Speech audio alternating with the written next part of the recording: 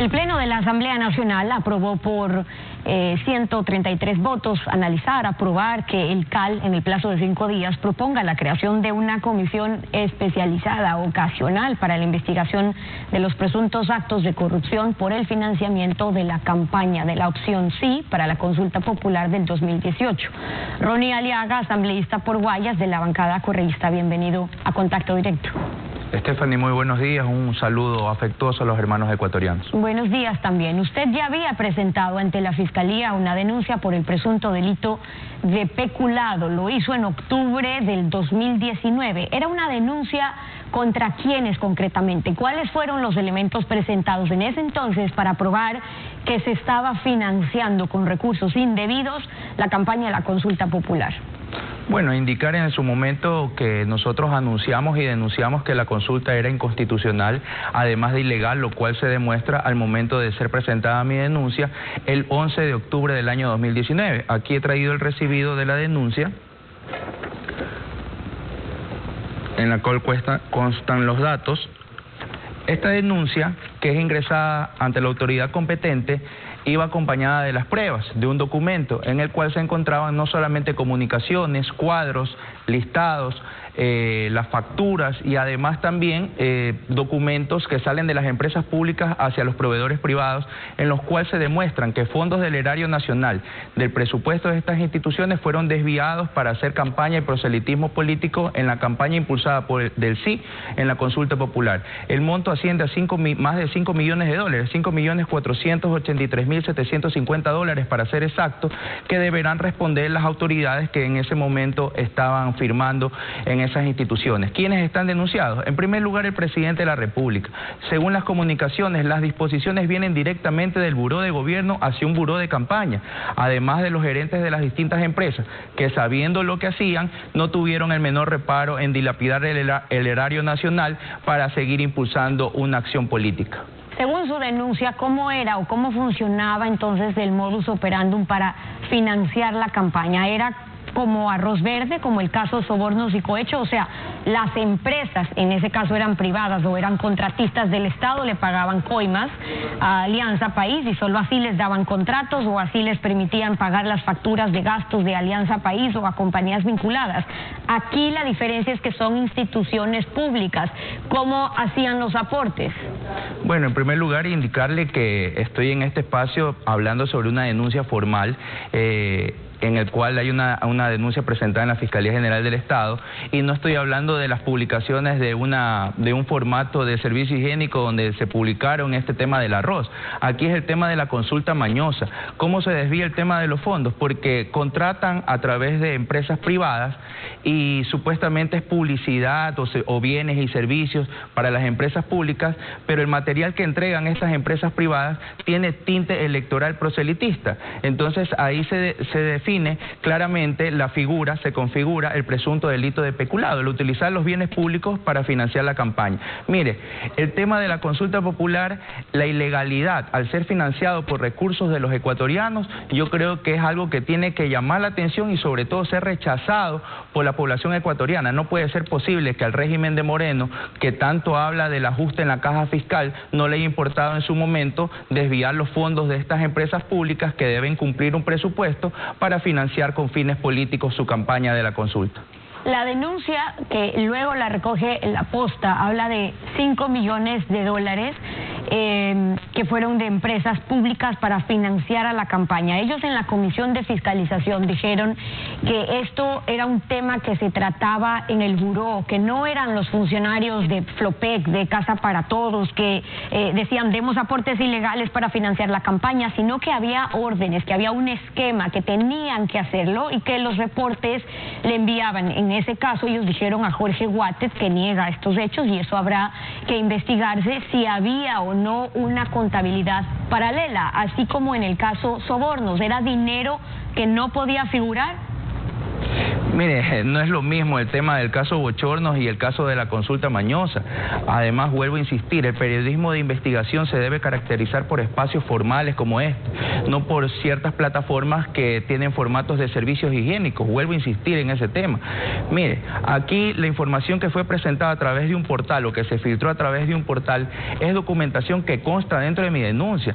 Es más, todo el pueblo ecuatoriano en este momento está esperando la actuación de la Fiscalía, porque afanosos y apresurados, luego de la publicación de un portal, solicitan que yo rinda mi versión, cuando han pasado más de 8 meses ante la inacción y omisión de la Fiscalía General del Estado, que además en febrero del año 2020, en este febrero, yo hice una insistencia solicitándole que me indique qué acciones se habían tomado en torno a mi denuncia por la consulta popular, a lo cual no he recibido respuestas. ¿Por qué a su juicio no sería una nueva versión de un caso que tiene una sentencia donde hay 20 procesados? Me refiero al caso de Arroz Verde, en el sentido de la intervención de un Estado candidato en el proceso electoral, financiar actos proselitistas, en ese caso de Alianza País, pero ahora los aportantes estamos hablando, en ese caso, contratistas privados y en este caso serían empresas del Estado.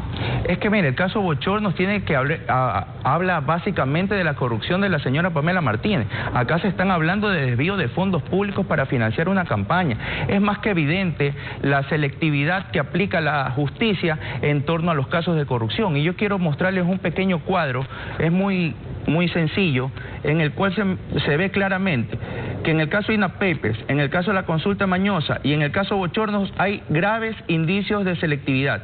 En el caso de INAH Papers, 490 días, en el caso consulta mañosa, 288 días después de la denuncia, en el caso de Bochornos, 338 días. ¿Cuál es la diferencia? El caso INAH y el caso consulta mañosa siguen impunes, y en el caso Bochornos ya tiene una sentencia.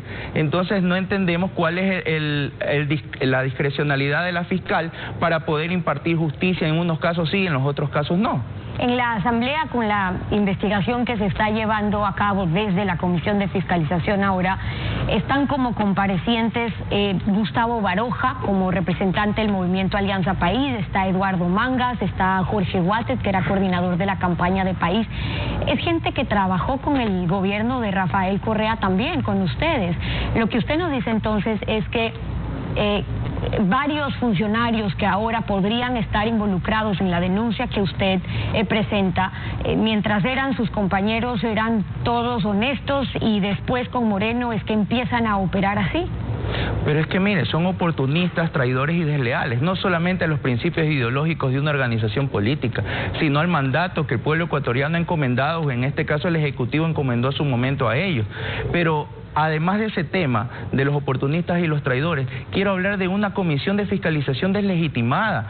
De los 13 miembros, 8 están cuestionados y mencionados en presuntos actos de corrupción, como tráfico de influencias, como el cobro de diezmos y como el incremento injustificado del patrimonio. Entonces, ¿qué calidad o qué condiciones morales puede tener para dar un pronunciamiento? Por eso usted bien lo mencionó, dentro del Pleno de la Asamblea Nacional se aprobó un proyecto de resolución en el cual yo solicité que se conforme una comisión ocasional especializada para tratar el tema de la consulta mañosa, y es lo que se debería hacer. Lamentablemente se hacen de la vista ciega, suspendieron la sesión y hasta el día de hoy no hemos vuelto a ser convocados. Sobre la auditoría de Contraloría, hablamos hace poco con el Contralor. Contraloría cuestiona el fondo partidario entregado a Compromiso Social, a Fuerza Ecuador, porque este movimiento habría sido reconocido irregularmente por el Consejo Nacional Electoral. En un comunicado público ustedes anunciaron que van a interponer recursos legales. ¿Cuáles? ¿Qué acciones tomarán? Bueno, el tema de los temas legales lo está manejando directamente el movimiento, pero a mí sí me gustaría referirme al atentado que quieren hacer a la democracia.